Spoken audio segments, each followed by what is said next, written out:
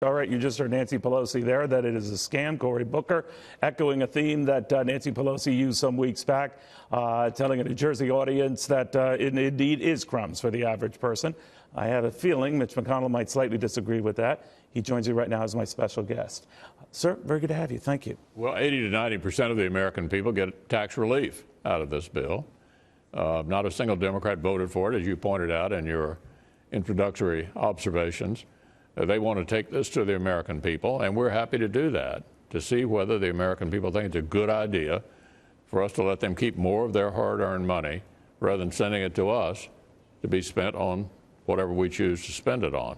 I think it really kind of sums up the major differences between the parties these days, Neil. I got a letter from all but three of them before we passed the tax bill saying what kind of tax reform they would be willing to support. And it was all about class envy and wealth transfer. It had nothing to do with actually getting the economy growing. And in the end, of course, even the three who didn't sign the letter didn't vote for it. So there's a clear line of demarcation. She's calling it a scam. She has promised if Democrats take over that they would do everything they can to gut this, start over again, do something that she argues, others have argued would be fair. Do you feel that everything you and your Republican colleagues put together could be just undone if she and Democrats take over? Well, not as long as President Trump is in the White House. But there's no question they didn't like this proposal and that they would undo it if they could. They've already come out for repealing most of it. So I think we're going to have a referendum this fall, Neil, on whether or not people think they're better able to make decisions about their own hard-earned money as opposed to Washington politicians. But it's a tough sell, right? And you had kind of reminded your Republican colleagues that if they can't make that pitch and sell tax cuts to the American people, they should find another line of work. Yeah, I don't think it's a hard sell at all. Well, apparently it is, right? Because it's still not polling well. It's better than it did initially, but under half Americans have polled, I still think it's a mistake. How does that make you feel? We're having this discussion with the American people, but in the end, I think, particularly on the Senate side in states like Montana, North Dakota, Missouri, Indiana, West Virginia, where we have competitive races, I think it's a pretty good argument to make that we allowed you to keep more of your hard-earned money than sending it to Washington. All right. Now, the battle back and forth, Wall Street has been loving this. Companies have been loving it. They've been reporting much stronger earnings as a result of this, Senator. Do you get a feeling, though, that that's getting missed, that something is getting missed, or that this has turned into class warfare, that it did tilt disproportionately to corporations or upper income? How do you counter that, especially when your candidates go to the polls? Well, on the corporate tax relief, Democrats during the Obama years were for that. So was President Obama. It was only when the president changed that all of a sudden they didn't support lowering corporate rates. And the reason during the Obama era that President Obama was for that is the same reason we're still for it, which is to create more jobs and opportunity, make our corporations competitive in the world economy. We now have a competitive tax rate. We can compete with other countries. That means more jobs, more opportunity for Americans, and it means more jobs coming to this country rather than being set up someplace else. Nevertheless, you would express some concern about the president's tough trade tack versus the Chinese, particularly on tariffs. Do you think that jeopardizes the gains you've had from the tax cuts? Well, I am concerned about tariffs. We all know the Chinese have been stealing our intellectual property for years, and whatever we can do to turn that around is a good idea. So maybe the approach he's taking is working. But you know, we've got a lot of agricultural exports. Much of it goes to China. Many of them from farm states that voted overwhelmingly for the president. Whatever we're going to do on trade, I'd like to see it wrapped up by late summer so we can get back on message here on tax reform. You know, you talk about tax reform and everything that's going on, sir. There seems to be, I don't know if the battle is too strong a term, but a difference of opinion from your House colleagues to your Senate colleagues. Paul Ryan had said not too long ago, I'm proud of the House consistently passing these bills. The Senate didn't, so there's more to do. But I do feel like it did a lot to advance the cause. Now, of course, you have more parliamentary mechanisms and problems as a result. The president said you got to end the filibuster. so that it's a simple majority vote on a host of things. In fact, you got to do it fast because you never know how long that majority will last. You've resisted still. Well, that wouldn't solve any of these problems. Everything that we passed last year, we did on a party line basis, and we did it with a simple majority. So whether it was confirming Neil Gorsuch or lowering taxes or repealing regulations, every one of those things we did with a simple majority. The Senate has a lot more responsibility than the House. We're in the personnel business. There are 1,200 executive branch appointments that come to the Senate for confirmation. So a lot of our time is used confirming nominees to the SEC, to the NLRB, to the Food and Drug Administration, to the Supreme Court, to the circuit courts. It takes longer to do things in the Senate because we have vast personnel responsibility that our colleagues in the House simply do not have. So when they put you up on a bullseye and say, you're the reason this stuff isn't getting done, and even months back when the president was zinging you, I mean, did that hurt? Well, I just remind everybody of Neil Gorsuch and the fact that we confirmed 12 circuit judges last year, U.S. circuit judges. That's a record for the first year of any president since the circuit court systems were created in 1891. Match that in terms of having a long-term impact on the future of the country. Young, conservative, principled judges who will be on these courts for a lifetime. Did you remind the president when you two had that little disagreement, he was publicly naming you and criticizing you, that you did get the Gorsuch thing? Well, we haven't had any disputes in quite a while, and I've enjoyed this period. When you say quite a while, what is that?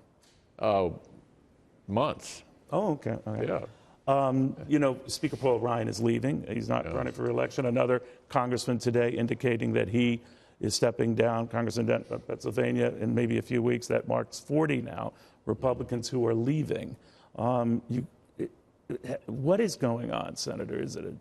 Are they just getting out of Dodge before the blue wave, or what? Well, I'm the majority leader of the Senate, and let's concentrate on holding the Senate. We have 26 Democratic seats up in this election this fall, only 9 Republicans. We think we have an opportunity, a good opportunity to hold this majority, maybe even expand it. And so I'm going to worry about and concentrate on what I can have an impact on, and that is holding the Senate. Because with a full 4 years of the Trump administration, if we still have the Senate, we can still confirm judges, we can still put his appointments in place. Losing the Senate would mean to truncate a large portion of the Trump administration for the last 2 years. I don't think the American people want to do that. You know, in midterm elections, Senator, it's often said the president is on the ballot, even if his name isn't on the ballot. Do you think this midterm will be about Donald Trump? Well, it may be, but we'd like to make the election about that in Montana, North Dakota, Missouri, Indiana, and West Virginia. There's no question, and the Democrats would even concede this, that the president will be an asset. You say an asset, but as you know, with the Bob Mueller investigation and now the president's attorney, his office, rifled through, his home rifled through, and of course it just spins out of control. The president's frustrated with it. There's a move afoot among some of your colleagues just to make sure the president doesn't get rid of Mueller, to institutionally shield Mueller from being fired. How do you feel about that? Well, that's not necessary. There's no indication that Mueller's going to be fired. I don't think the president's going to do that. And just as a practical matter, even if we passed it, why would he sign it? So you don't think it's a good idea, No, and you don't think it's something the president would entertain or should entertain?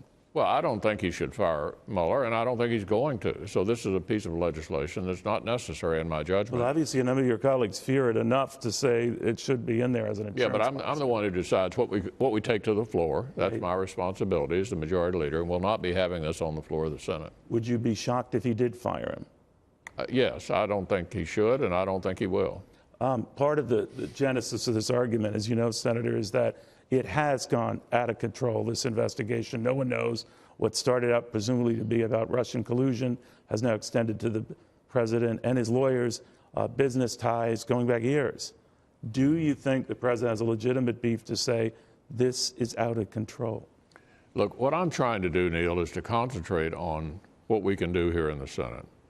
The Senate Intelligence Committee is engaged in an investigation about potential Russian collusion in the election. That is their sole responsibility. The Justice Department has a whole different line of inquiry that we're not involved in. And so I'm going to concentrate here in the Senate and have my colleagues voting on things that are relevant to moving the ball toward the goal line on every single issue that we think we can pass and put on the president's desk between now and November. Are you surprised Jeff Sessions is still in the job? No, I think Jeff Sessions is doing a good job, and I think he should stay right where he is. Why do you think he stays in that job with all the abuse he gets? Well, that's the president's decision. He works for the president. Would you take that day in and day out if the president were knocking you and saying you're this or that?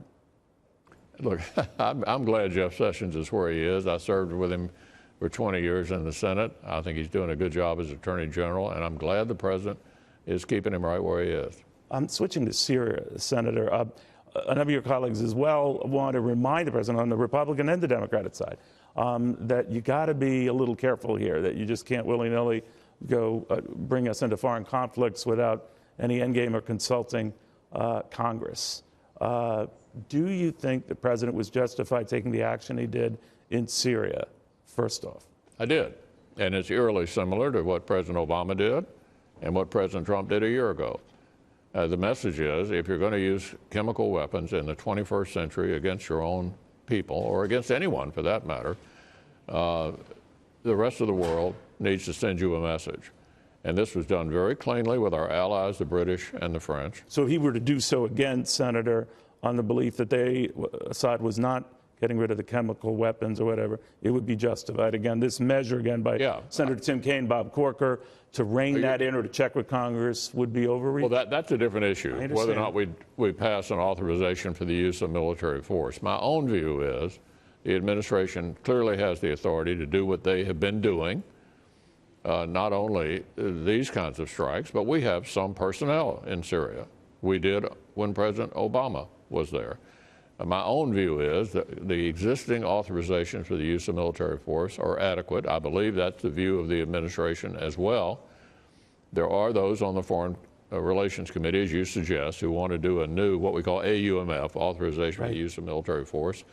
We'll have to see whether they report something out, and we'll take a look at it. All right. The president, meanwhile, is looking at this $1.3 trillion spending measure, wants to rescind a lot of that spending. Are you okay with it? Well, he agreed to it. You know, he was involved in the negotiation and signed the bill. But he warned, I'm never going to do this again. Yeah, but we had an agreement with the Democrats, and I don't think so you're surprised by what he said when he came out and criticized? You can't make an agreement one month and say, okay, we really didn't mean it, and come back the next month and say, oh, we really didn't mean our agreement. So was his shock legitimate when he claimed that he was stunned by what was in there? Well, he may have been, but he and his people were involved in the negotiation. They agreed to it, and he signed the bill. Do you follow the stock market as much as the president? Do you like what you're saying? No, I don't. Do you think it's a mistake when he quotes it a lot? Look, I mean, he can follow whatever he chooses to. I think he's doing a good job on a whole lot of things that are important to the American people, keeping his commitments on judges, on taxes, on regulations. And I think the American people are vastly better off than they would have been had Hillary Clinton been elected president of the United States. And you're looking at these tax cuts on the 1 year into this on tax day, that more Americans are going to see it and appreciate it by the time they get to the polls in November, enough to protect majorities in the Senate, where you are, it looks a little more likely, and in the House? Yeah, I think it's an asset for us going into the fall election, a clear asset. All right. Senator McConnell, thank you very, very much. Thank you, Neil.